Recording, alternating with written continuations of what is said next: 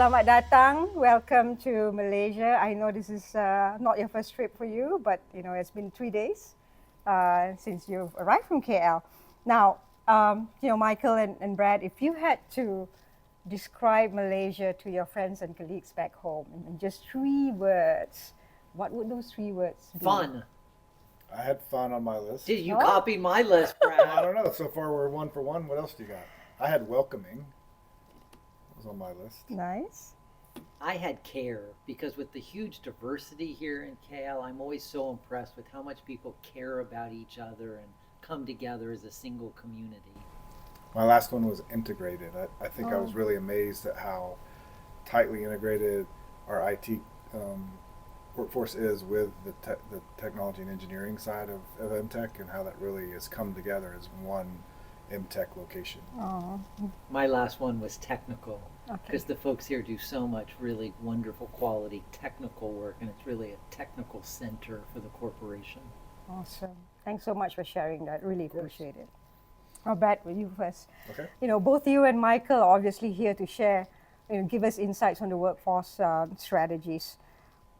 I appreciate the fact that the strategy is currently focused on ME, right, and the job roles and the skill sets that we have, etc.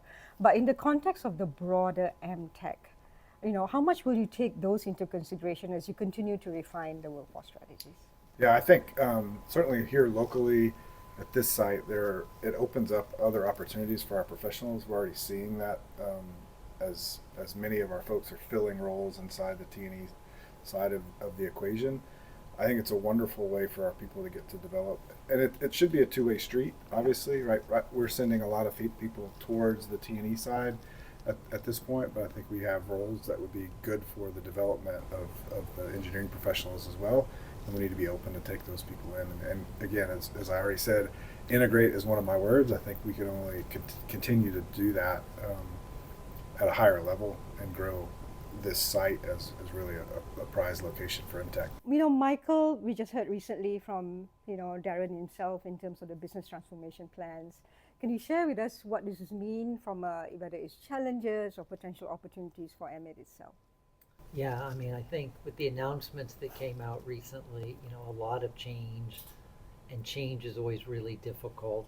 And I think one of the real challenges for all of us is maintaining a really clear focus on our safety and the reliability and the really important work we have in front of us. And we can't let this uncertainty become a distraction to getting done the really important work we have in front of us right now. As you think about the opportunities, it is a lot of change for some individuals in some places, and I think it's a real opportunity for us to show our friends and colleagues what true empathy and care and community looks like, and just really pleased with what I've seen from the company so far and from all of our MIT and MTech friends and colleagues.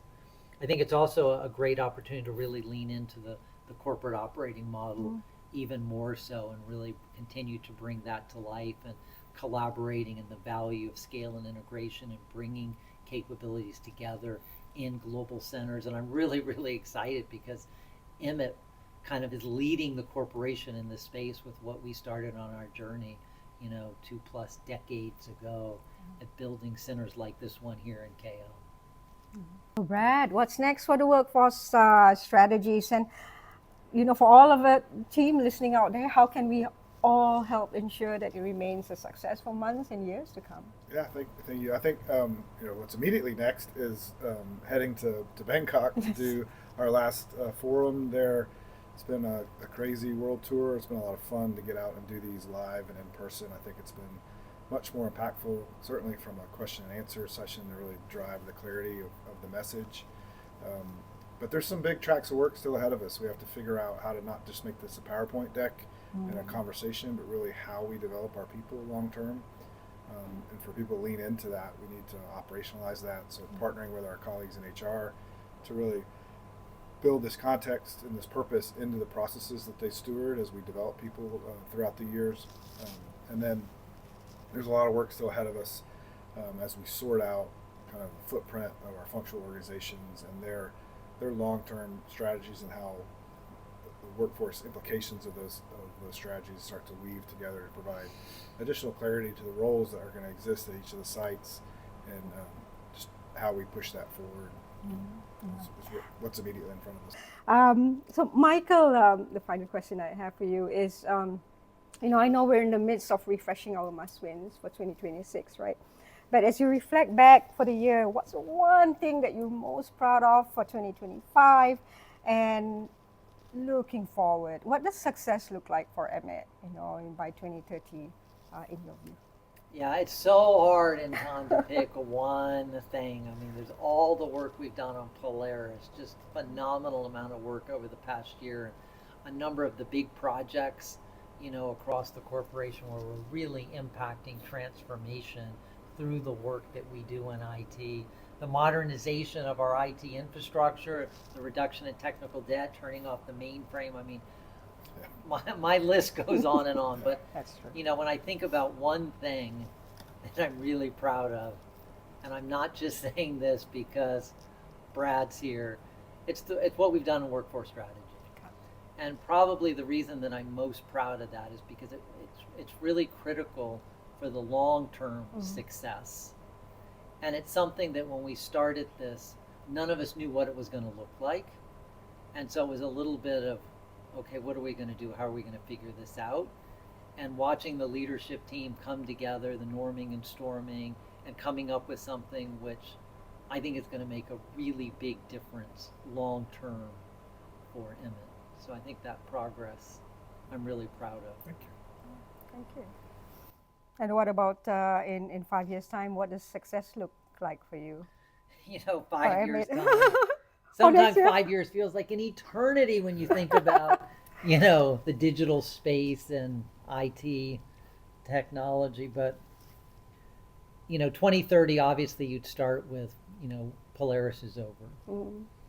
And I think a lot of us focus on Polaris as a project, and we don't recognize that Polaris is really just, at least for me, step one. And when Polaris is done and we roll out the last big deployment, to me, the next day is day one. And part of building kind of Polaris and going with the clean core is to build the infrastructure, the systems, the standardization to really take advantage of scale integration.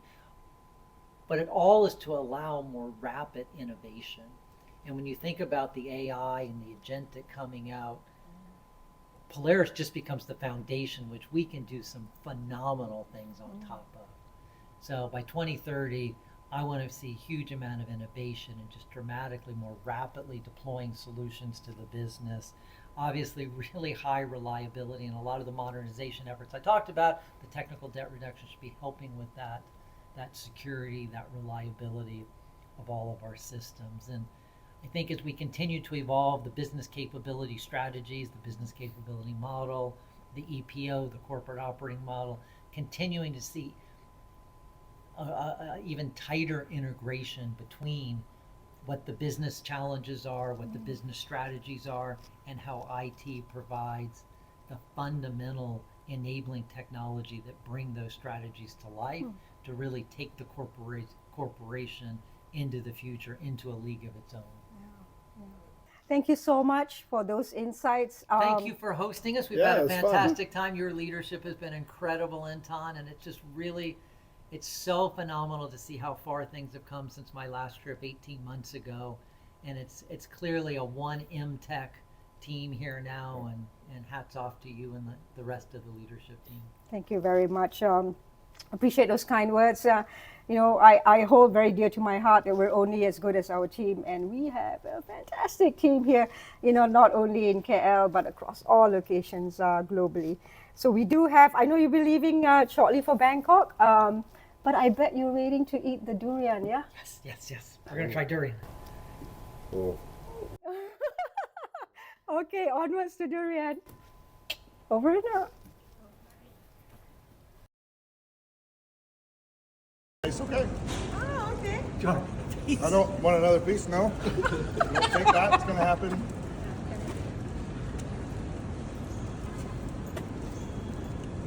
Ooh, it's a weird texture. I don't like that texture. Is that a seed? No. Try to eat that whole thing. Yeah. That's all good? Yep. That's all I had to good? go Yeah. first.